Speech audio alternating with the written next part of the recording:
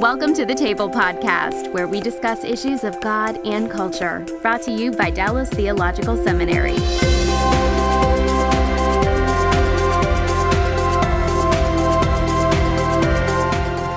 Welcome to the Table, where we discuss issues of God and culture. I'm Darrell Bock, Executive Director for Cultural Engagement at the Hendrick Center at Dallas Theological Seminary. And our topic for today is Bible translation. What does it take to get the Bible into English? When you hold that Bible in your hands and you're turning the pages or you're swiping the Bible that you're dealing with on your device, what was behind getting it from the Hebrew or Aramaic or Greek language into a language that you can understand? And what are some of the challenges and decisions that go into creating an English translation of the Bible? Well, that's our topic for today. And this episode of The Table features a panel discussion that took place at one of our chapels. We regularly have what are called cultural engagement chapels, where we probe a given topic, interview people, much like we do on the podcast, and students get to respond and ask questions at the same time. And so this took place a few weeks ago here at the seminary with people involved with the New English Translation, or the NET Bible for short, which comes with a series of notes that explain some of the translations. That's what makes this particular Bible unique. So you're going to hear from several DTS professors who personally worked on the translation, on the NET Bible, and their experience in creating this translation. Every one of them has experience working with other translations as well. So we talked about other translations at the same time. And we discussed issues like how do you know which words to choose when you have options, all of which will work? Or how literal should a translation be? And there are even some humorous stories about funny things that happened in the midst of doing the translation and creating an English Bible that people can understand. So we hope you'll enjoy this special panel discussion, and you'll learn a lot about the Bible that's in your hands and all the work, the hours of work that went into making that translation so that you can read, study, and reflect on God's Word. So obviously we're here to announce the soon publication, the imminent publication, not quite like the second coming of Christ, okay, of the NET Bible. And so I want to introduce panelists that I'll be interviewing. First, Nikki Getman, who's Senior Marketing Director at Thomas Nelson. And then Hall Harris, Senior Professor of New Testament Studies here at Dallas Theological Seminary. Dorian Coover-Cox, Professor of Old Testament Studies. Robert Chisholm, Department Chair and Senior Professor of Old Testament Studies.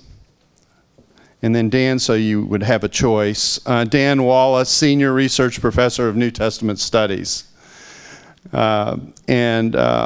are all people who worked on the translation. We also have with us people who worked on this translation, and I'm not going to call them out by name, but if you worked on the NET translation and you are here, would you please stand? Go ahead.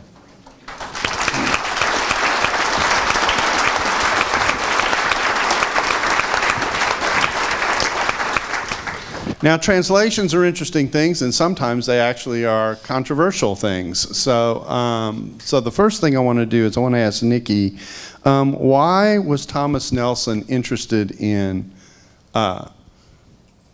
publishing another Bible? After all, it isn't like we don't have all kinds of English Bibles out there. Well, I think that's true, and I answer this question on the regular because why another English translation? Why do we need another English translation? And of course, Nelson has been publishing English Bibles since 1798. So we have a long history and with Bible publishing, but this one is different. The NET allows you, no matter which translation you're reading, to really understand why the translators, all the way back through the centuries. Are we okay down there? Okay. That's okay. It's okay. Sorry, Nikki, I apologize. No worries. Why the translators through the centuries have made the choices that they've made. And I think that that's a really significant contribution to biblical literacy, biblical understanding, and Bible publishing as a whole. It's something that's never been done, and we are thrilled to be representing this Bible and be doing this for the church. Great. Hall, we heard a little bit of what you thought about the translation. Talk about the challenge of translations, because you've spent how many hours working on the Net Bible? Can you count up the number of hours that you have spent? And you're not getting paid by the hour, are you? Yeah, no. Let's not even go into that. Probably Ursula could count. My wife is here, Ursula. She, better than I, knows, and our kids know, how many hours it took. But I quit counting when I passed 12,000 hours pro bono. And I have two words to describe my experience as project director and managing editor of this whole thing for going on now, 24 years? Mm-hmm. Herding cats. If any of you have seen the famous EDS cat herding commercial, it's on YouTube, you can find it. It's a classic, and that's the experience I've had. So anyway, too many moving parts. Mm-hmm. But I think the challenge was worth it, because I've always believed that you can't really have too much information about the Bible and what goes into the Bible and what's behind the Bible. We live in a culture that's very different from first century or even second millennium BC culture. And anything we can do to bridge that cultural gap, I think, is helpful to the reading and understanding of Scripture. Otherwise, if we don't look at it and understand it first in its historical setting and context, and then go on to ask the question, how is that relevant for the church today? All we're really doing is using a magical book of incantations. We just flip it open, put down our finger, and that's our verse for the day. No, I don't think so. We're all better than that, especially at Dallas Seminary, for goodness sakes. So that's my initial take. And Dorian, this is not the only translation you work on, is that correct? That's correct. So you also work with? The Christian Standard Bible. Okay. That's published by Broadman and Holman. Okay. And can you talk a little bit about the differences between translations? We heard the word literal and dynamic. Why don't you help us sort through what we're talking about when we raise that question? When you start with a source language, you look at it and you're saying, okay, what is this talking about? What is it saying? How is it saying it? Now, how do I bring as much of that into English as I can? And every translator has to make those decisions according to the target audience. So who's going to be reading this? Will they understand it well if I say it this way versus that way? And in working with a committee on various choices, each person brings insight into that choice, so that you're working to get as much as possible a close yet understandable presentation of what you know to be there in the source language. And so any of you who are working between languages know that you can get information from one language into another. That's not the problem. The problem is how much of the emotion comes through, how much of the wordplay comes through, and other similar things. And then, and what do you do with figures of speech that aren't the same in both languages? And so I don't anymore really like the term literal, because often it seems to me what is offered as a literal translation is simply the first translation value in the dictionary for each word, rather than anything that actually conveys the thought that's there. So, I don't know, does that help a little So bit? if you stick together a couple of pieces next to one another, it doesn't mean you've connected the puzzle. Is that kind of what you're saying? I think that's a good way to put it.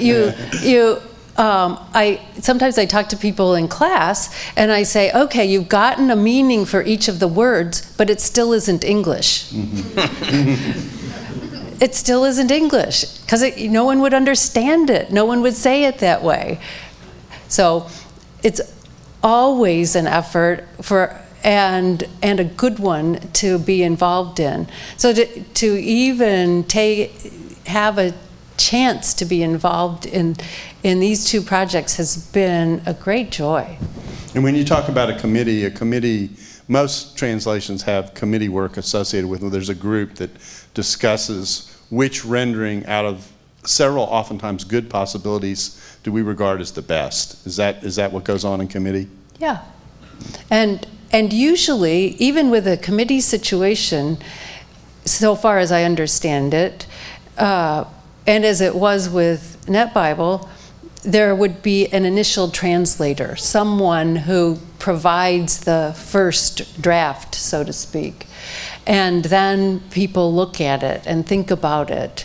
And so the notes, and one of the things that I did for portions of NetBible was to come along after the initial translation had been made and the initial notes had been offered, and simply go through them and say, okay, does this make sense to me? Is there a mistake of any sort here? Can this be improved? Is the punctuation correct? That there are, if a human being touches it, there could be a mistake. Robert, I actually don't know the answer to this question. Have you worked on any other translations besides the NetBible? Yes, many. Study Bibles, translations. I don't have my resume with me. It's that many, so I mean I can't remember. Google me. Google me. Yeah, several. I think the first one I was involved in was the International Children's Version, which is very interesting. It had a limited number, only so many words per sentence, and words had to be short. It was an interesting. Another Thomas Nelson contribution, by the way. And then so many people liked it, but they didn't want to keep calling it the Children's Bible, so I think we called it the New Century Version, that was the Children's Bible for adults. Those who were headed to the age of a century. So I've worked on quite a few. So what do you find unique about the NetBible, given the fact that you've worked on several translations? Well, the notes. The beauty of the NetBible is you can actually try to bring out what the text is saying and not feel like you're over-interpreting, because you can put the literal translation in the bottom, and the more literal translation word for word. You've got that there, and then you can talk about options. And many times we would give other possible translations. If you went with interpretation A, here's the way you'd translate it. Interpretation B, this is the way you'd go. But you have to choose one for the text. You can't just put ... when you come to a difficult verse. You're tempted to do like in Hosea 11. I wrote a piece on Hosea 11 recently, and I didn't need to worry about it being an official translation. It was just my translation for the sake of the study. And I had several ... places because I wanted to communicate. Nobody really knows what this is saying. That was the great thing about Net. It just freed you up to include all the options, and I liked that. Dan, I take it you've worked on several translations as well. Yeah, Google me. You guys are really helpful. I just want you to know that. I'm on the committee on Bible translation for the NIV right now, too. Yeah. So, I mean, if what you don't know, or what I'm trying to make clear is that between all of us, there's I will almost say there's very few English translations that at least one of us has not worked on. I did background work for the ESV, did work on the NLT. So we're talking about people who are valuing this translation because we know what it is to work with others. What do you see as the, kind of the same question I asked Hall, what do you see as the challenge for a Bible translator? What do you think people don't appreciate about what happens when a translation gets produced? Bruce Waltke told me this summer that with all the sexual innuendos that are going on in the English language, he fears that someday we can't even translate the Bible anymore. It was, that was probably the biggest challenge to me, is when you translate the text a certain way, you want to get rid of what Wayne Groom calls the junior high snicker effect. You don't want to have something that sounds lewd. Yeah, that's right. Go ahead, Bob. No. Now, Bob, you're from New York. You normally just speak up. What's going on here? Translators workshop discussion. Yeah. Well, Bruce Metzger mentioned when he was working on the NRSV that they had to change the RSV in one place where God says, "I will accept no bowl from your house." Mm-hmm. And he said that really comes across in a little different way than what we want it to mean today. Some of you are too sheltered to even know what I just said. And the point that you're making is that you have to think through not only what the text means, but even how it will be perceived and heard once it's rendered into English. That's right. The challenge in the target language side. Right, and one of the things that we had as a goal was to make this a literary production, not a literal production. And the more literal we could put in the footnotes, but we wanted it to be good, understated, elegant English. And I think that we've achieved that to some degree. Hall needs to do more work, but yeah. Only 12,000 hours. Come on, get to work, man. It is a challenge to think through how something communicates, and sometimes a translator is wrestling with the implications of what something is said, particularly with figures of speech and that kind of thing, as opposed to rendering it literally, etc. So this discussion that we see generally in public about translations and whether they're more literal or more dynamic is actually wrestling with a very real problem in translation, isn't it? Right, and there's some issues that you think, do I leave this in the idiom of the original language, or do I convert it? Now, one of the problems when you convert it in so many of these idioms into modern English, where you get rid of the figurative language, is you also lose some of the powerful connotations, as Dorian was suggesting, that we want the reader to feel the same way as the original readers did. We had a field translator who wrote to us, and he said, when you translate en Christo, in Christ, that doesn't really communicate very much in English to the modern reader, so you need to change it to something different every single time. And our response was, well, it actually didn't mean very much to the ancient Greek reader either. It was, you don't have the sense of people who are somehow in another person, who, especially somebody who's already dead. So what does this mean? It means that he's got the life that is the eschatological life. It goes far beyond what we are experiencing now. And so what Paul comes up with when he invents that phrase is a metaphorical image that we have yet to plumb the depths of. And it's something that we still have to wrestle with today. So I think there's places like that, that if it communicates the same to the English reader as it did to the Greek or the Hebrew reader, we want to keep that. Now, up on the screen, just a second, Robert, let me just point out. Up on the screen, you see a number. We're going to be taking questions from the floor, but we're going to ask you to send them to us digitally. So I've got my little iPhone here, and those questions are popping up. So do feel free, if you have a question, to send those in. Go ahead, Bob. What were you going to raise? Yeah, I have a good example from Old Testament on this. In Psalms, the Lord is called a tsur. Rock is the way it gets translated. So what do you do with that? What does that mean? God is a rock. Something I pick up and throw at somebody? An obstacle in the way? I mean, usage suggests that he has in mind a rocky cliff terrain where he can go that will be relatively inaccessible and he'll be safe. So if you translate rock, you have no idea how a person is going to take that. So we decided to just go with protector, because that's the idea. Because we're not in a position to appreciate the metaphor. Now, shield, we were able to retain that one more literally because everybody knows what a shield is and what its function is. But with tsur, rock, we had to fudge. And you do lose something. You lose the metaphor. You lose the power. The footnotes. Yeah, you explain this in the footnotes, and that's one of the great things about the Net Bible. Yeah. So we could have gone rock with the translation and I suppose put it in the footnotes, but I didn't, you don't trust everybody to read the footnotes. Do you have experience with that? Yeah, I do. Paul, you're going to raise, Well, I was also going to add that there have been many layers of editorial work gone into this.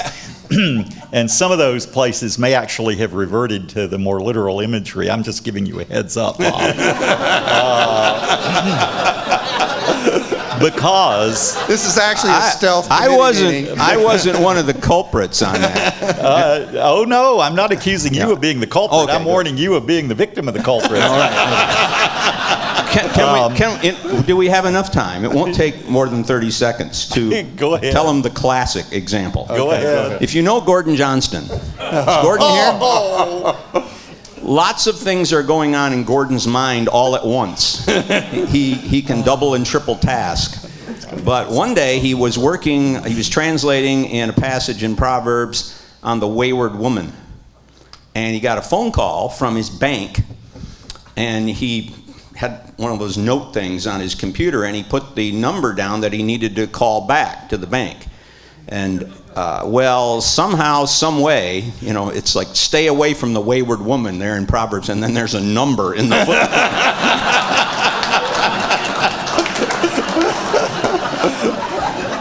That's almost as famous as one of the versions, I think it is of the King James, that left out the not on one of the Ten Commandments. Thou shalt the wicked Bible.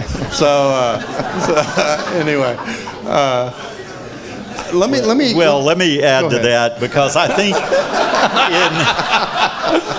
in Gordon's defense, since he's not here to defend himself, I might also add that we had other translators who were really fond of using a particular 5-letter word for spoils of war. They wanted David's men to grab the booty.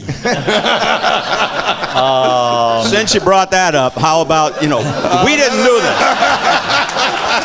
But I think one of the other English translations, they wrapped Samson up in fresh thongs. Okay, all right. We changed that. Yes, and I would also add that the latest revision of the NIV took our translation and now uses it. So we've actually influenced others. Darrell, I could add a few others, but I would prefer to keep this PG-13. That's exactly right. Now, let me ask you, this is actually a serious question that's coming through on the questions. I should have known not to put this group together. You see what I mean about cat herding? Yeah, exactly right. By the way, one time publicly, it was at one of these 5-year things where they honor us. Buse Fanning in public said that Hall deserves a medal because he oversaw a project that had Dan and me in it and survived, and the project actually was a success. Actually, I think that's up for grabs. But anyway, so let me ask you let me try and inject a serious question in here. How do you deal with the issue of personal biases that affect your translation skills, and how do you combat bias? And that's for anybody who wants to take that one on. How do you check that tendency? I think you do it by the editorial committee. It's not a single translator who's doing this work. But the Net Bible does something that's unique. It's the only Bible that's ever been beta tested on the internet. And so not only do the editorial committee look over something and wrestle with it from different perspectives, but we also put that translation out there. We did that before it was ever actually published.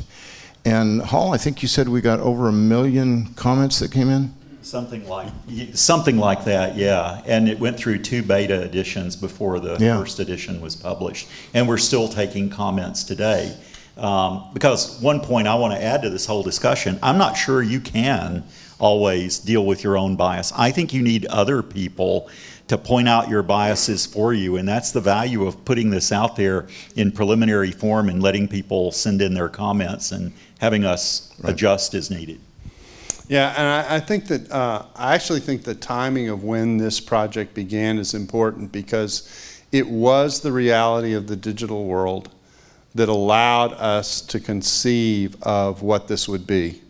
That up to that, this project was really launched in the time when the digital revolution was just getting started in many ways, and it was being applied to biblical studies. And all of a sudden you realized you had all this space and capability online, because this was originally an online Bible, online, that you didn't have by the limits of a page.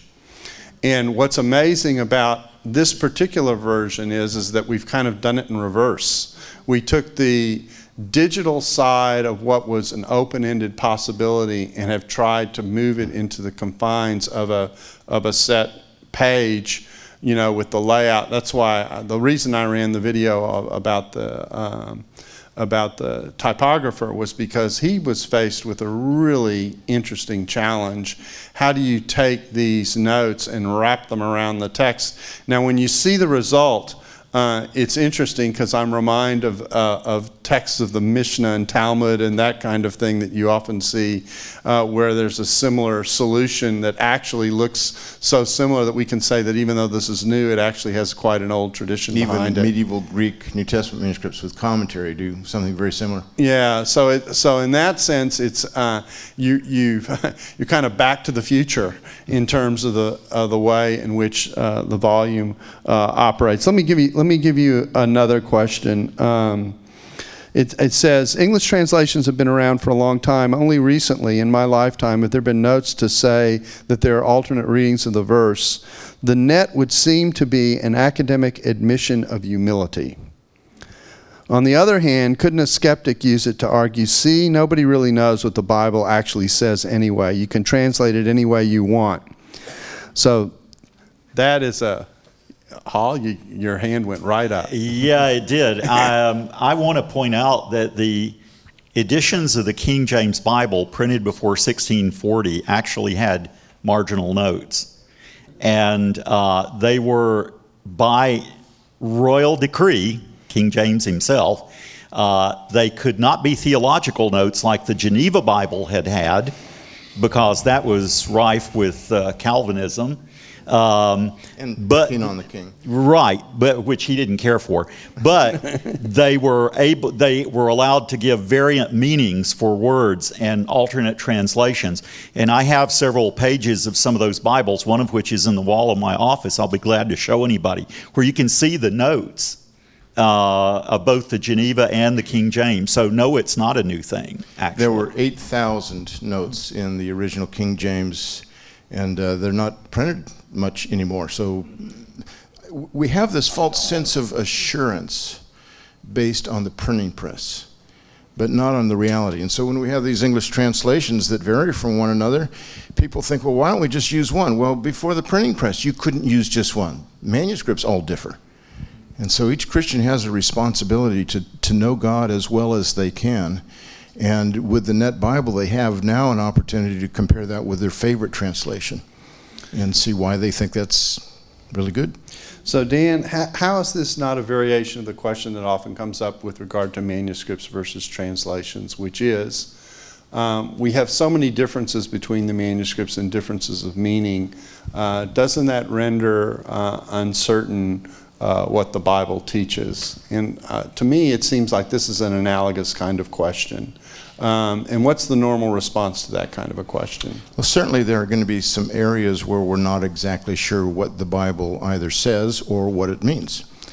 But those are on the margins. They're on the periphery. I can give the illustration of textual variants among the manuscripts. Among Greek New Testament manuscripts, there's not a single viable variant that affects any cardinal doctrine. And a number of scholars would say there's not a single viable variant that affects any doctrine, whether it's cardinal or even of minor significance. I can think of one that may affect orthopraxy, not orthodoxy. Mark 9:29, after the disciples tried to cast out a particularly pesky demon and failed at that, they came to Jesus and he said, this kind can only be cast out by prayer. Or he might have added the words, and fasting. Now, later manuscripts have and fasting. The earlier ones have just prayer. When I do exorcisms, I kind of hedge my bet. I'm not sure which one it is. So I pray and fast. But as you can tell just by looking at me, I go with a shorter reading most of the time.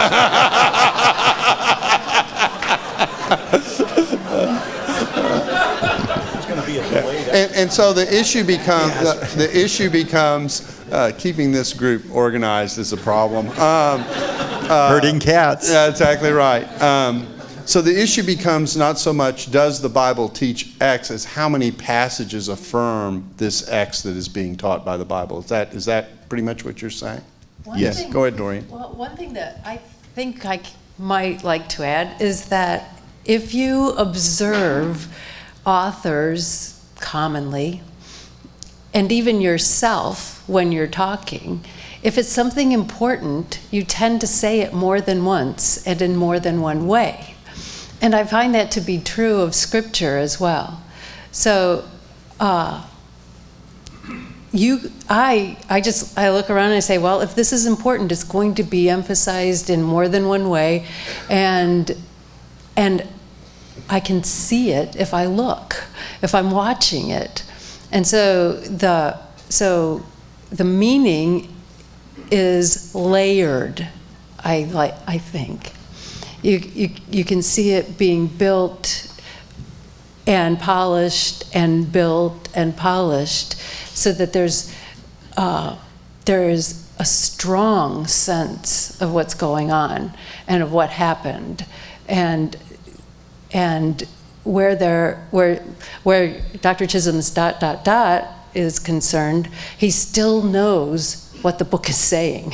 And I usually know what the options are. I just don't know which one to choose, so I don't want to be arbitrary. And the beauty of the notes is that it lets you know what your Right. options are. I mean, you can say the text either means what's up here at the top, or there's a text down here that also might explain what's going on as well with the passage. Let me raise another question here. This is an interesting one.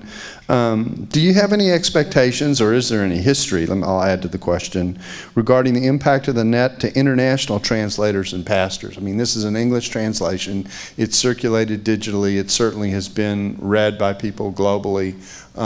Do we have any sense as to what the impact of the translation has been and could be in terms of international concerns? All translators, I suspect, I don't know them all, but because English translations are widely available digitally, translators can look at what others have done, and all of them benefit from the work that others have done. And when a Bible translator who's going into a new language, the task initially is to figure out, okay, what is this new language? How do I understand it? And then how can I get Scripture into this language? And to have the notes from Net Bible explaining the options then makes it easier for them to ask questions of their informants and to try different ways of saying it so that they can get the aha moment where the informant says, yeah, that's what it is. That's it. I understand now. And what people may not be aware of is the American Bible Society used to produce a series of notes on each book called the Translator's Notes on, and then whatever the book is. And really, they are very similar to the types of notes that you see in the net in terms of helping someone come to grips with what contextually are the options here. And in some cases, this is why this has been opted for in relationship to the other alternative or alternatives that you see. Paul? Just to add a quick note, because I know we're running on time here, part of related to the publication of the Net Bible in English, another project tied closely to it, also sponsored by HarperCollins, Thomas Nelson, is to translate the English Net Bible plus the notes into the top tier 40 or 44 languages around the world.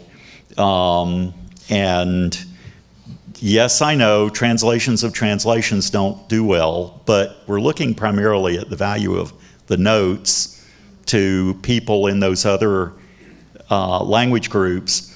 And we're also faced with a terribly daunting task of trying to render those notes culturally understandable to those other languages. So if any of you out there come from different language backgrounds, and especially with translation experience, you should get in touch with us and let's talk about even draft translations to help start would be useful, or reviewing other people's translations would be useful. So there's plenty of room here for involvement on the part of any of you. I know some of you actually are in translation. I have some in my class this semester. So it's just a quick footnote. Well, this is one of the reasons we're deeply committed to teaching the languages here at Dallas Seminary. We think that an accurate rendering of the Word of God is extremely culturally important and relevant. We think that giving that deep thought in terms of how the Bible is understood by people reading it who may not have a theological background is very important, and translation is a great bridge to get there. So we should thank our panelists for taking the time to explain the Net Bible to us. Thanks for listening to the Table Podcast. For more podcasts like this one, visit dts.edu/the table. Dallas Theological Seminary. Teach truth, love well.